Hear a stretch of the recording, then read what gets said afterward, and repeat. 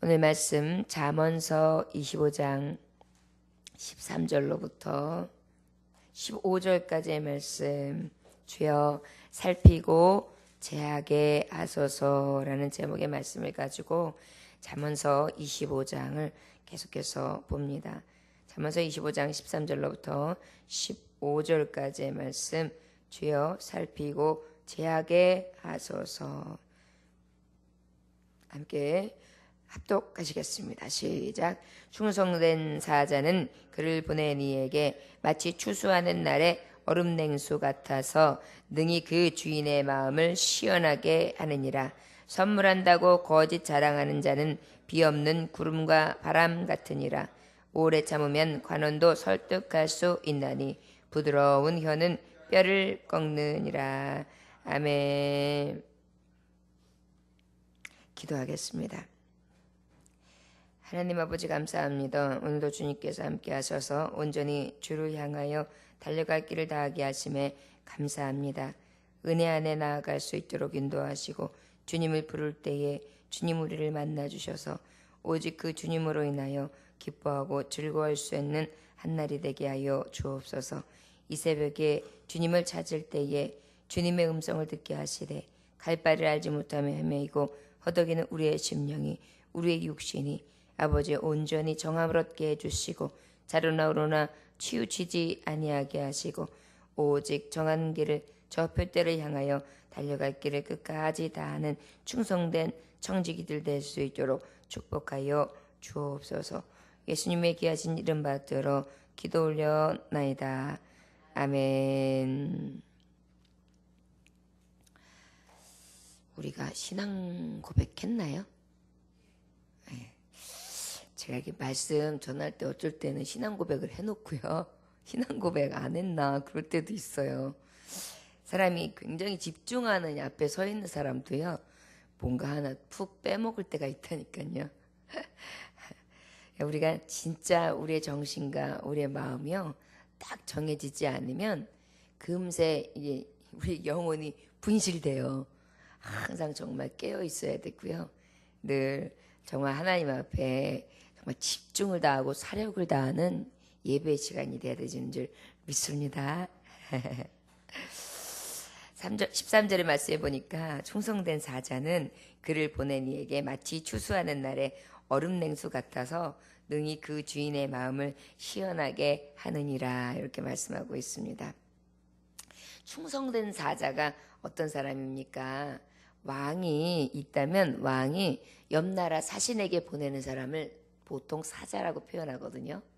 그렇다면 충성된 사자라는 것은 하나님의 명령 앞에 또한 높은 자의 명 앞에 그 명령 앞에 충성을 다하여 사력을 다해 가지고 전달자로 명령을 전할 사자로서 아주 충성을 다하는 자를 얘기하죠. 그러다 보니까 이러한 자는 어떤 자라고 하나님이 말씀하고 계시냐면 그를 보낸 이에게 마치 추수하는 날에 얼음 냉수 같아서 능히 그 주인의 마음을 시원하게 하느니라 이렇게 말씀하고 있어요. 바로 이 얘기는 어떤 말씀을 하는 거냐 하면은 추수하는 날이 언제냐면 이들이 근동지방에 있다 보니까 어때요? 항상 날이 뜨거워요. 아주 그냥 잔인하게 뜨겁단 말이에요. 그러다 보니까 이 해의 뜨거움을 도대체 이 뜨거워서 확 내리쬐는 이 힘든 이 무더위를 참기 어려운 게 농사 짓는 농군들의 삶이었어요.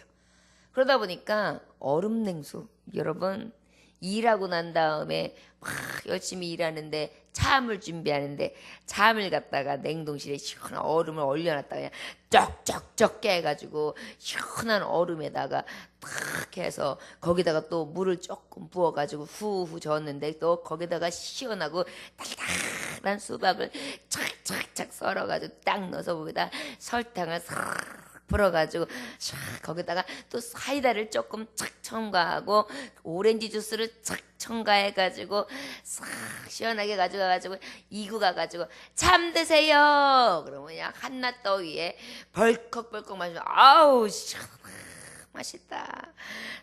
참 좋다. 갈증도 해소되고 기분도 좋아지지요. 추수하는 일꾼들에게 있어서 이 냉수라는 것은 생명과도 같은 것이고 시원함, 해가를 해주는 것이고 또 어떤 것입니까? 몸의 수분도 보충해주는 거고 잠깐 이 쉬는 동안에 자기의 힘을 보충해서 다시 일할 수 있는 능력이 생기는 시간이란 말이에요. 그러다 보니까 충성된 일꾼은 정말 보낸 자에게 있어서 이 정도로 마음을 시원하게 해준다. 그러니까 하나님 앞에 이렇게 예배하는 우리 새벽 예배의 일꾼들도 우리 하나님 앞에는 그런 어른과 같은 자녀들인 거예요. 시원하다. 아유 너네들 때문에 시원하다. 아유 너희들이 예배하는 모습 때문에 시원하다.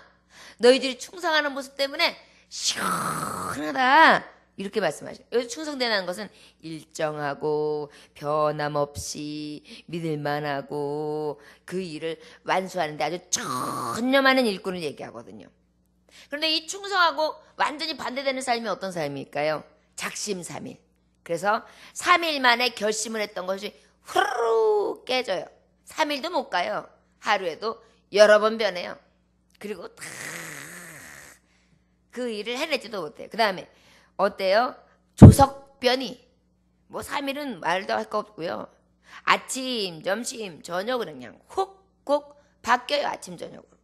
그 다음에 용두삼이 처음엔 아주 거창하게 뭔가 할 것 같은데 마지막은 흐지부지 해가지고 꼬리가 뭔지 머리가 언제 지나가는지 모르게 스르르 뱀꼬리처럼 지나간다는 거예요.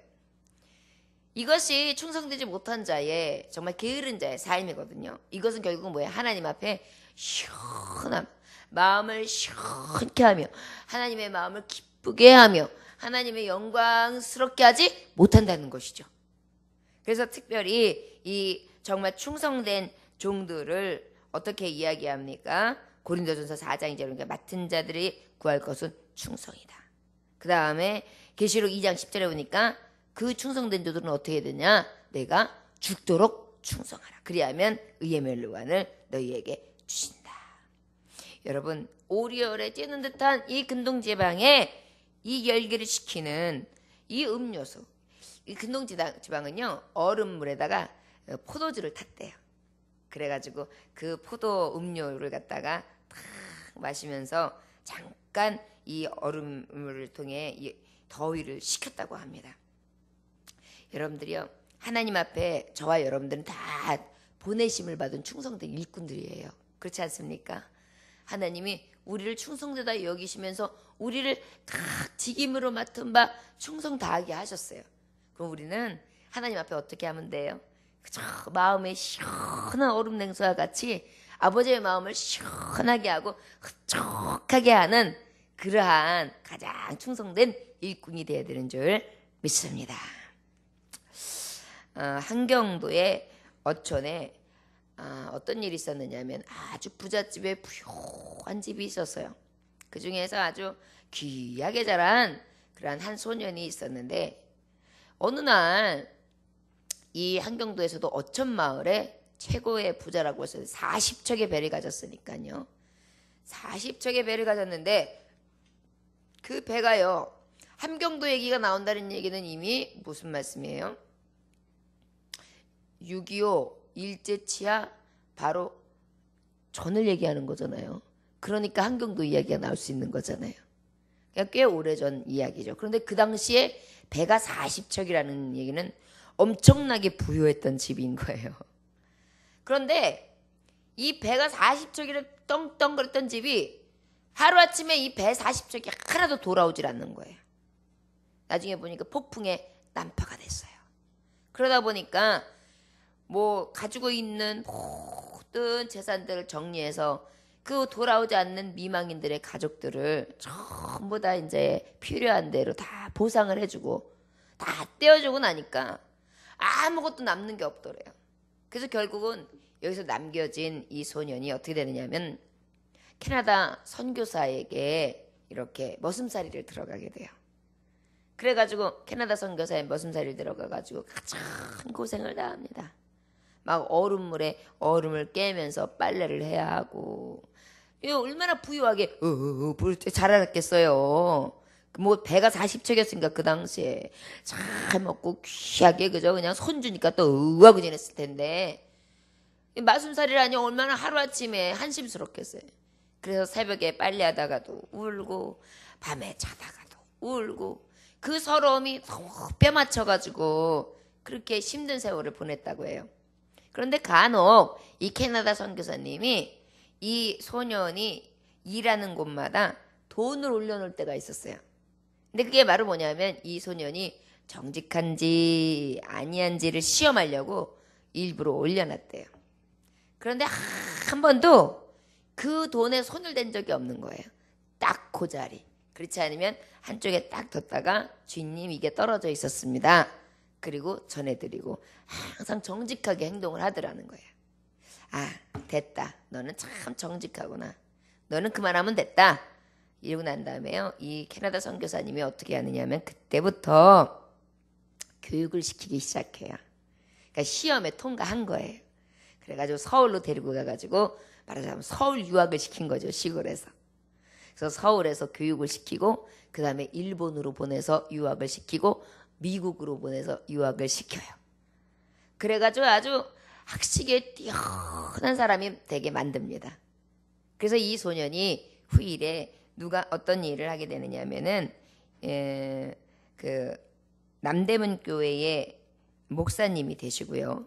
그 다음에 천안내의 그 천안 대학의 모체라고 할 수 있는 어떤 교회냐면 대한신학대학 그 말하자면 창설자가 됩니다.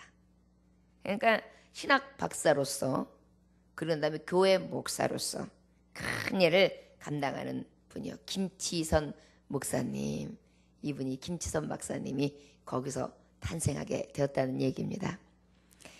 이 말씀을 보면 우리가 깨달을 게 뭐냐. 마태복음 25장 21절을 보면 착하고 충성된 종아 내가 작은 일에 충성하였음에 내가 이제 더 많은 일을 내게 맡기리니. 그죠? 우리 하나님은요. 작은 것에 충성하는 걸 먼저 보세요.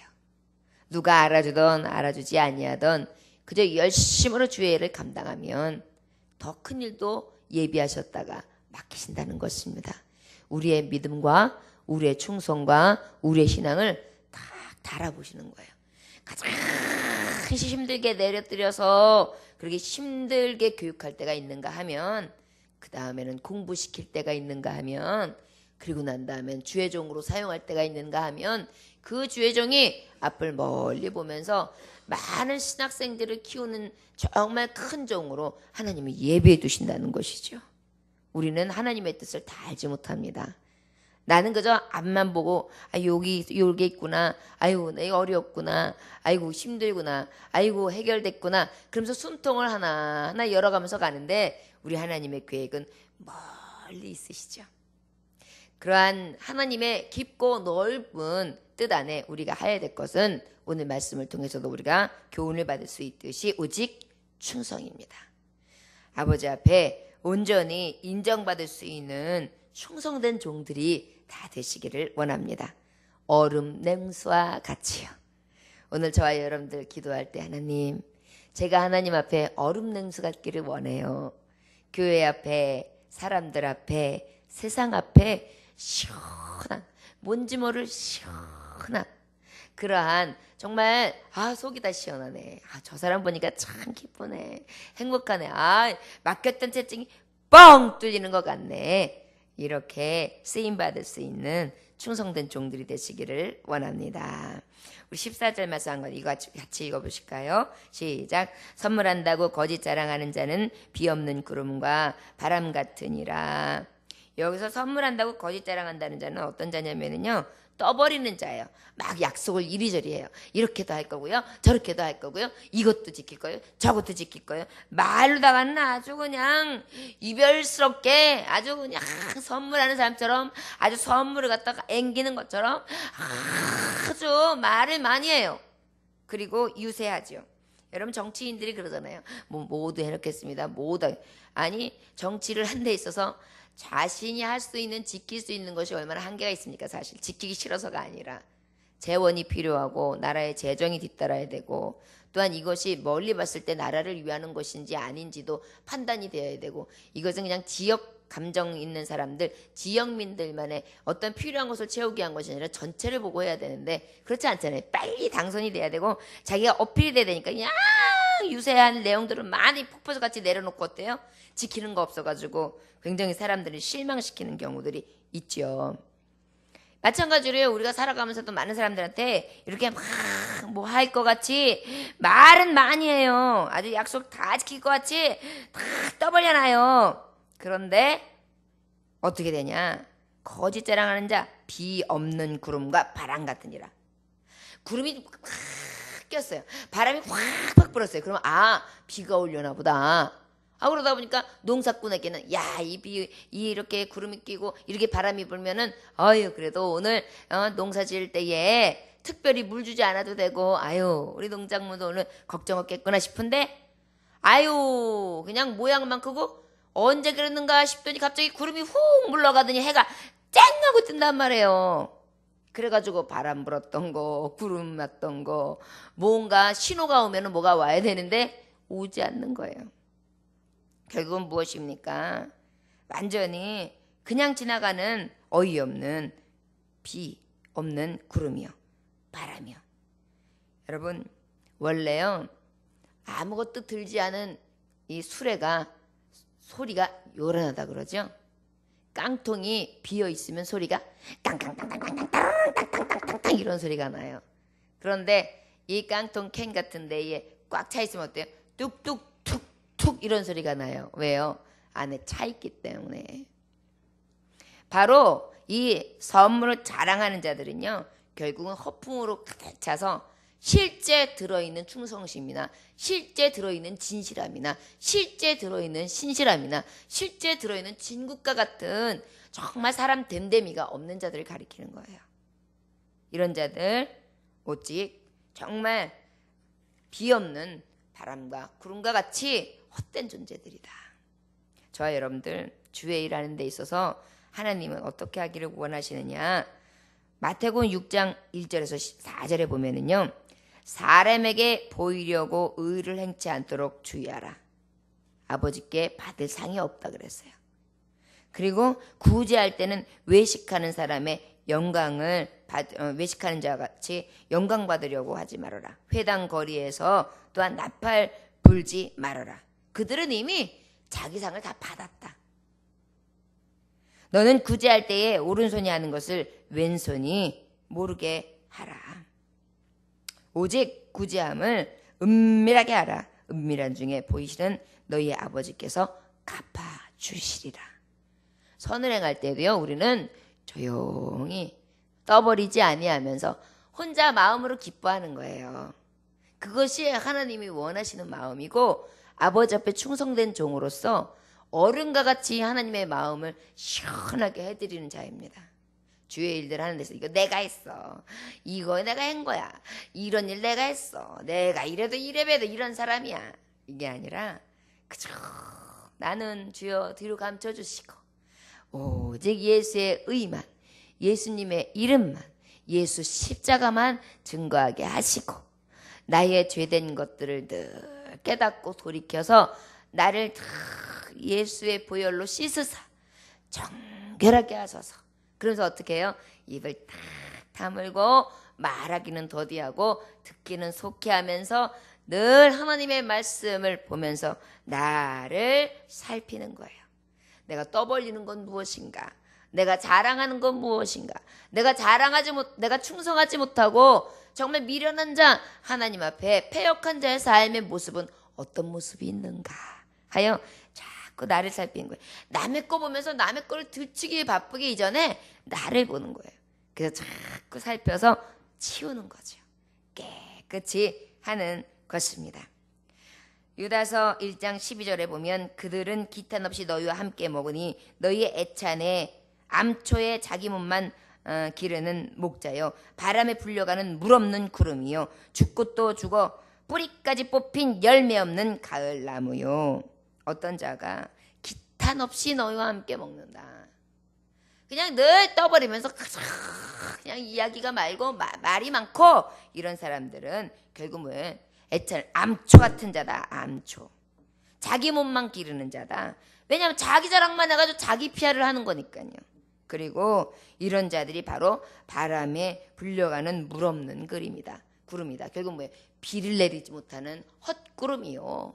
그 다음에 헛바람이다. 헛구름 헛바람 들지 말라 그러죠. 참 옛말이 그런 게 없어요. 이게 떠버리기 좋아하는 사람들이 헛바람이 들어가지고요. 실제요 안에 내용물도 없으면서요. 그저 헛바람 들어서 바람 쏘리면 푸푸네요.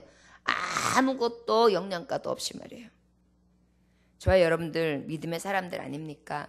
오늘도 우리의 삶 가운데 진짜로 하나님 앞에 보시기에 묵직하게 가득하되 충성으로 가득하고 또한 오직 하나님 아버지 앞에 선하되 내 안에 중심이 잡혀서 늘 예수로 충만, 성령으로 충만, 감사로 충만, 기쁨으로 충만, 능력으로 충만 이렇게 가득하시기 원합니다. 그냥 말로만 떠버리고 그저 말쟁이처럼 하는 게 아니라 늘 충만해요. 저와 여러분들에게 그런 은혜가 있어지기를 주의 이름으로 축원합니다. 15절 말씀 함께 읽을까요? 시작. 오래 참으면 간원도 설득할 수 있나니 부드러운 혀는 뼈를 꺾느니라. 오래 참으면 간원도 설득할 수 있다. 이게 자신의 입장만 막 내세우면서 참을성 없이 막 이렇게 하는 자세에 진지하지 못한 사람들이 있어요. 그런데 여기서 말하는 것은 어떤 자? 오래 참는다는 것은 자기를 설득하기 위해서 막 뭔가 제스처를 취하는 것이 아니라 열심히 그 자리에서 묵묵하게 계속 참을성 있게 진지한 자세로다가 이렇게 무던히 있으면요 설득력이 생긴다는 거예요. 그러다 보니까 말로 하지 않아도 그의 행실을 보면서 그 주변에 있는 사람이 설득이 되는 거예요. 그러다가 그 사람이 가만히 참고 있다가 한마디 하면 어때요? 그 말에 위력이 있는 거죠. 그런데 그냥 평상시 때도 이래서 했다고 막 말이 요근조근 많은 사람은요 어떤 말을 해도 맥히지를 않아요. 그런데 잘 참고 인내하고 허풍 없이 거짓 없이 진실하게 충성되게 그저 참고 오래 참으면서 인내하면서 자기 일에 충성을 다한 사람이 참고 참다가 그런데요 제 생각에는요 제가 이렇게 해봤더니요 이러지 않을까 싶어요. 이렇게 얘기하면 그러세요? 아유 성도님 같은 분이 그렇게 얘기하면 그 말이 맞죠. 알았어요. 여지껏 말 한 번도 안 하셨는데 이렇게 하실 때는 얼마나 힘드셨겠어. 알았어요. 꼭 그거 우리가 염두에 둘게요. 이러면서 어때요? 그 말이 쏙 들어와요. 그렇지 않습니까? 이게 바로 어떤 거예요? 인정을 받는 거예요. 이런 자는 부드러운 혀는 뼈를 꺾는다. 그러면서도 말할 때 그랬어? 저랬어? 이래가지고 저랬어? 이렇게 할래? 저렇게 할래? 이게 아니라 그런데요 이러면 어떨까요? 그래서 말씨나 뽐새에 있어서 부드럽게 이야기하면 어때요? 설득력이 배가가 되는 거예요. 인내하고 그 다음에 늘 진도하면서 앞장서서 묵묵히 일하는데 말까지도 부드럽게 사랑으로 충만하게 그렇게 이야기를 하니까 어때요? 그게 딱딱하고 아주 그냥 굳게 굳은 마음이요 탁 꺾여가지고요 한풀 탁 꺾여가지고요 그 말에 후 녹아지는 거예요. 불의한 재판관이 억울한 누명을 쓴 과부가 매일 찾아서 문을 두드리고 이야기할 때 내 원한 좀 갚아줘 그랬겠어요. 제 원한 좀요 갚아주세요. 재판관님 제가 이래서요 못 살겠어요. 저요 사실은요 여기까지 참아왔습니다. 여기서 제 편을 봐주지 아니하신다면 저는 이제 살 길이 없어요. 제발 제 재판 좀 해주세요. 그래서 계속 찾아갔을 거예요. 그랬을 때에 그의 부탁하는 어조가 어떻겠어요? 부드러웠겠지요. 우리가 하나님 앞에 간구할 때도 마찬가지고요. 사람들하고 언어 생활할 때 특별히 교우, 그 다음에 친구, 가족 말할 때마다 이렇게 입에서 막 그냥 아주 거친 말이 훅훅 나오고 그냥 혈기가 팍팍 나오고 그냥 아주 아주 그냥 딱딱한 말들이 짝짝 나고 말할 때마다 가시가 돋쳐가지고 내 살이 갖다가 콕콕 찌르는 듯한 그런 말을 하면 결국은 효과가 없어요. 그런 사람들이 사람을 얻을 수 있겠어요? 어떻게 해요? 부드럽게 모든 악도 꺾을 만한 기세로 더 따뜻하게.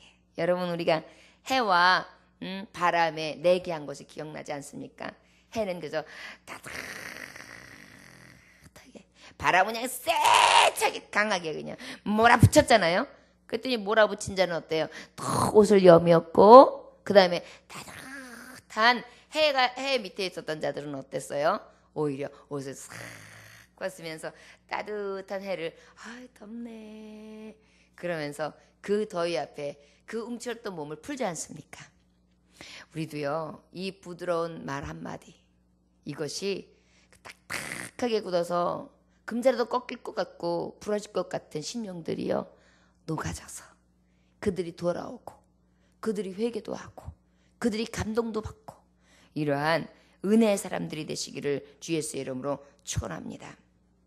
베드로전서 3장 15절에서 16절 말씀은 너희 마음에 그리스도를 주로 삼아 거룩하게 하고 너희 속에 있는 소망에 관한 이유를 묻는 자에게는 대답할 것을 항상 준비하되. 여러분, 당신의 소망이 뭡니까? 라고 물어보면 대답할 말을 항상 준비해 놓으래요. 그런데 준비할 것이 있으되 온유로 두려움으로 하고. 사람을 대할 때 두려움으로 대하래요. 내가 이 사람한테 상처를 주면 어떡하지? 이 사람들에게 아픔을 주면 어떡하지? 내가 이분이 실족하게 만들면 어떡하지? 이런 마음을 가지고. 그리고 선한 양심을 가지라. 이는 그리스도 안에 있는 너희의 선행을 욕하는 자들로 그 비방하는 일에 부끄러움을 당하게 하지 않기 위함이다. 자, 여러분들이요, 늘 온유함과 두려움으로 우리의 말함에 있어서 이 혀가 늘 하나님의 사랑으로 충만하시기를 주 예수 이름으로 축원합니다. 저와 여러분들은 부드러운 혀를 씁니까? 아니하면 정말 가시돋친 그러한 말들을, 그러한 언어 행실을 씁니까? 살핍시다. 그리고 이 시간에, 이 새벽에 나의 언행 심사를 주께 다 내려놓고 다시 한번 변화를 받고 새 사람 되어서 오늘 한 날도 새 날을 맞이하여 새 날에 새 피조물 되어 온전히 하나님 앞에 사용되어질 수 있는 코람데오 여호와 앞에서의 삶을 살아갈 수 있는 저와 여러분들 되시기를 주 예수 이름으로 축원합니다. 기도하겠습니다. 하나님 아버지, 감사합니다. 오늘도 주의 말씀을 통하여 오직 주의 말씀을 하나님의 말씀으로 받게 하시되 그 말씀을 통하여 나를 살피고 또한 제할 것을 보게 하심에 감사합니다. 주님, 혹시 나의 마음에 나의 삶이 충성된지요? 아버지, 나의 충성됨이 누구에게 보이기 위함이 아니라 내 아버지 앞에 온전히 정말 충성됨으로 인정받는 삶인지 살피게 하여 주옵소서. 하나님의 마음을 시원케 하기 원합니다. 또한 아버지, 주님께서 주시는 하나님 은혜로 충만하기를 원합니다. 아버지여, 밖으로 떠벌리며 무엇인가 선물하듯이 이야기하고 지키지 못하는 빈 강정과 같은 삶을 살아가는 자가 아니라 오직 신뢰할 만한 오래 참음과 인내로서 많은 사람들에게 부드러운 혀를 써서 아버지 돌아오는 일들이 우리 안에 있어질 수 있도록 아버지 능력 있는 종들이 되게 하여 주옵소서. 여러분, 하나님 아버지, 능력 있다 함은 오직 하나님의 능력 행함에 있습니다. 그 능력이 우리가 생각하기에는 내 능이나 내 힘인 것 같지만 여호와의 신 오직 사랑함에 있습니다. 주여, 주님이 주신 이 세 계명을 오늘도 지키며 살아가게 하여 주옵소서. 한 주간에 이제 첫날입니다. 눈동자같이 살펴 주옵시고 어떠한 질병도 만나지 않게 하여 주옵시며 오직 새로운 힘을 얻어 능력 있는 자, 회복된 자, 오직 건강한 자의 삶을 살아갈 수 있도록 이 한 주를 지켜 주옵소서. 예수님의 이름으로 기도 올려나이다. 아멘. 주님 가르침을 마치겠습니다.